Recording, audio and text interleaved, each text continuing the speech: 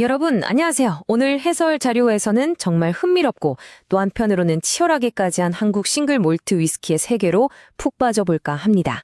대기업조차 여기는 안 돼 하며 고개를 저었던 위스키 불모지 대한민국에서 기적처럼 1인 증류소를 세우고 거대한 팬덤까지 만들어낸 분이 있죠. 바로 위스키 장인 김창수 대표의 진짜 영화 같은 언더독 스토리를 지금부터 파헤쳐 보겠습니다. 자, 본격적인 이야기에 앞서서 이 어마어마한 숫자부터 한번 보실까요? 250만.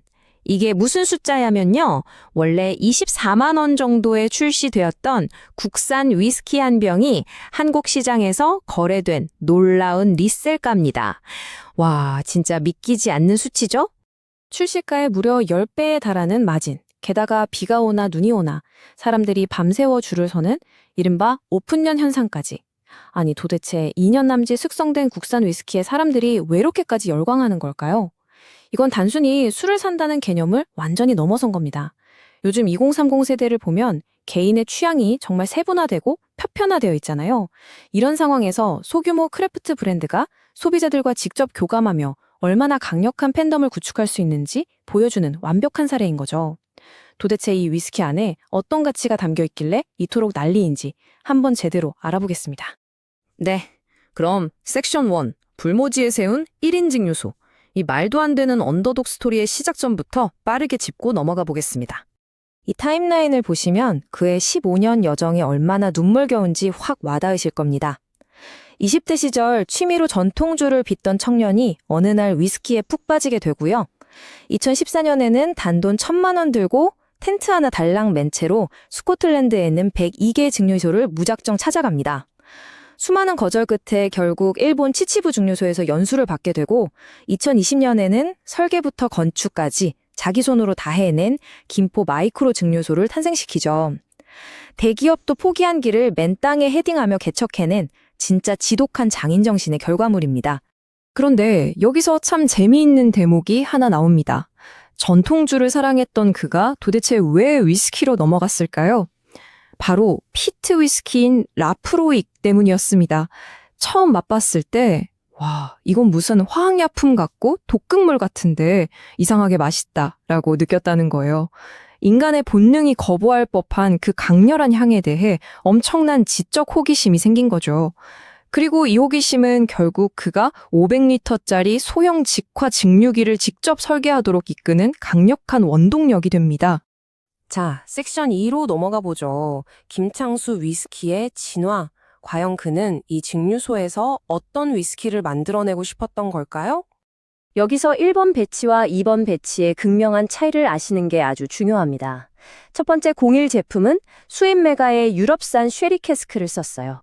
한마디로 나도 본토 스카치 위스키만큼 만들 수 있다는 걸 증명하는 테스트였던 거죠.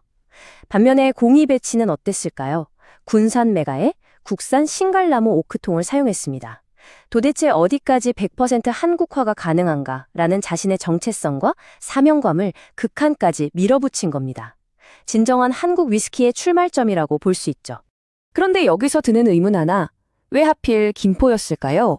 지리적 요건이 진짜 흥미롭습니다. 김포는 강과 바다가 만나고 일교차가 엄청 크거든요. 스코틀랜드 위스키의 연간 증발량, 그러니까 이른바 천사의 몫이 한 1, 2% 정도라면 김포는 무려 5에서 10%에 달합니다. 증발이 이렇게 많다는 건 그만큼 캐스크 내부의 화학 반응과 숙성이 엄청나게 빠르고 역동적으로 가속화된다는 걸 의미합니다. 그리고 마침내 이 모든 땀방울은 김포 더 퍼스트 에디션 2024라는 첫 공식 정식 발매품으로 결실을 맺습니다. 이벤트성으로 잠깐 내놓은 저숙성 제품이 절대 아니에요. 싱글 몰트의 국제 기준인 3년 이상을 꽉 채웠죠. 게다가 대중성을 조금 더 잡기 위해서 PX 쉘이 올로로소, 보르도 와인 등 무려 9개의 프리미엄 캐스크 원액을 기가 막히게 조합했습니다. 알코올 도수 50.1도에 달콤한 과일향과 스모키한 우두향이 완벽하게 조화를 이뤘다고 하네요. 다음은 섹션 3, 스피릿 비교 분석입니다. 국내 라이벌과 비교했을 때 맛과 향이 어떻게 다를까요? 최근 전문가들의 시음평가를 보면 그 차이가 확연히 드러납니다. 표를 한번 보실까요? 김창수 스피릿은 과일 향이 풍부하고 꽤 가벼운 편이에요. 아무래도 일본 치치부 증류소 연수의 영향인지 일본 위스키 스타일에 더 가깝죠. 반면에 쓰리 소사이어티스의 스피릿은 버진오크 특유의 묵직함과 매콤함이 강하게 치고 들어오는 전통적인 스카치 스타일에 더 가깝습니다. 두 증류소가 추구하는 방향성이 완전히 다르다는 걸 알 수 있습니다. 혹시라도 여러분이 운 좋게 이 귀한 위스키를 구하시게 된다면 김창수 대표가 직접 권장하는 이 시음 방식을 꼭 따라해 보셨으면 좋겠어요. 위스키는 단순히 취하려고 마시는 독주가 아니라 향을 머금은 매개체거든요. 넓은 잔에 조금만 따르고 향이 잔을 천천히 채울 때까지 기다렸다가 한 1시간에 걸쳐 조금씩 음미하시는 겁니다. 안주로는 맛이 강하지 않고 담백한 생선회가 완벽한 짝꿍이라고 하네요. 네, 이제 섹션 4입니다. K 위스키 성장의 한계. 이렇게 대단한 장인 정신에도 불구하고 우리가 마주한 씁쓸한 구조적 장벽들을 짚어봐야 합니다. 경제적인 관점에서 아주 냉정하게 볼 때 한국 주류 산업의 발목을 가장 꽉 잡고 있는 건 단연 종과세입니다. 이게 뭐냐면 제품의 최종 가격에 비례해서 세금을 매기는 방식이에요.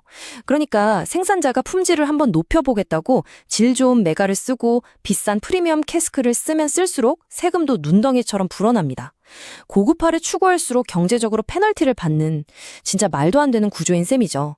그래서 김창수 대표가 이런 안타까운 말을 남겼죠. 맛있는 술이 나올 수 없는 구조입니다.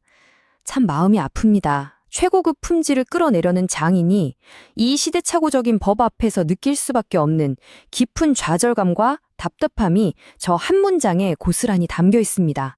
아시아 위스키 3강이라 불리는 일본, 대만, 인도의 쾌거를 보면 이 아쉬움은 훨씬 더 커져요. 특히 일본 같은 경우는 일찍이 알코올 용량에 따라 세금을 매기는 종량제로 법을 싹 바꿨거든요. 세금 부담이 낮아지니까 제조사들은 마음껏 고품질 원료에 투자할 수 있었고 그 결과가 지금 우리가 아는 화려한 글로벌 브랜드들의 탄생인 겁니다. 드디어 마지막 섹션 5 아시아 위스키 강국을 향하여 과연 김창수 위스키의 다음 행보는 무엇일까요? 이렇게 불리한 환경 속에서도 그는 멈추지 않았습니다.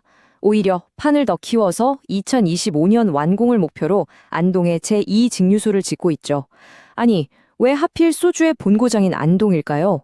그는 바로 이곳에서 한국 전통 소주가 가진 깊은 역사적 유산과 현대 위스키의 혁신을 제대로 융합해보겠다는 겁니다. 전 세계 그 누구도 본 적 없는 엄청난 시너리를 낼 작정인 거죠. 자, 오늘 해설 자료를 마무리하면서 여러분께 질문을 하나 던지고 싶습니다. 만약 한국의 이 낡은 규제들이 김창수 대표 같은 장인들의 뜨거운 열정을 제대로 뒷받침해 줄 수 있게 개선된다면 과연 K-위스키는 세계 무대에서 얼마나 더 거대하고 위대한 브랜드로 성장할 수 있을까요? 오늘 함께 나눈 이야기들이 여러분의 다음 위스키 한 잔에 새로운 즐거움을 더해 주었기를 바랍니다.